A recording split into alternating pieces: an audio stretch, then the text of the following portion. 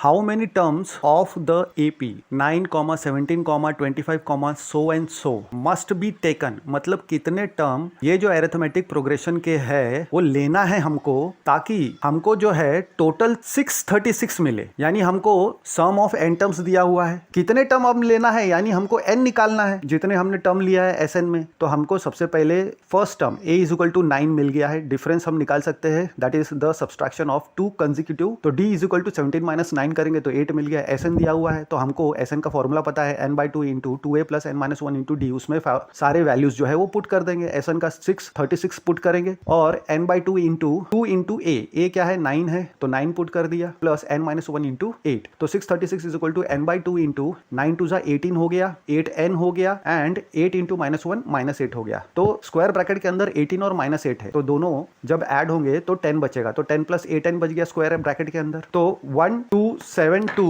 मिलेगा जब हम 636 को मल्टीप्लाई करेंगे 2 से। 1272 is equal to 10 into n plus 8n into n is equal to 10n plus 8n square. जब नंबर को कांस्टेंट टर्म को हम राइट हैंड साइड में ले जाएंगे तो माइनस हो जाएगा, माइनस 1272 हो गया। अब इस इक्वेशन को हम उल्टा करके लिख देंगे, तो जब रिवर्स कर देंगे तो कोई ऑर्डर रिवर्स कर देंगे तो इसमें कोई फर्क नहीं पड़ेगा। लेफ्ट हैंड साइड को हम राइट हैंड साइड में लिख देंगे और राइट हैंड साइड को लेफ्ट हैंड साइड में। तो इसको हम 10n plus 8n square minus 1272 is equal to 0 हमको मिल रहा है। अब हम देख सकते हैं कि 2 जो है वो कॉमन फैक्टर है हर एक टर्म में, तो 2 से डिवाइड कर देंगे थ्रू आउट, तो हमको क्या मिल जाएगा 5n plus 4n square minus 636 is equal to 0। अब इसको हम ऐसे लिख सकते हैं 4n square plus 5n minus 636 is equal to 0। ये हमारा इक्वेशन 1 बन गया। अब ये जो है ये क्वाड्रेटिक इक्वेशन दिख रहा है हमको, क्यों? क्योंकि इसका हाईएस्ट डिग्री जो है पॉलिनोमियल का 2 है। जो मिडिल टर्म है 5n उसको ऐसा स्प्लिट करेंगे कि हमको क्या मिलना चाहिए 4 इंटू माइनस 636, ये आंसर हमको आना चाहिए। जब हम कंपैरिजन कर रहे हैं क्वाड्रेटिक स्टैंडर्ड फॉर्म के साथ तो हमको a,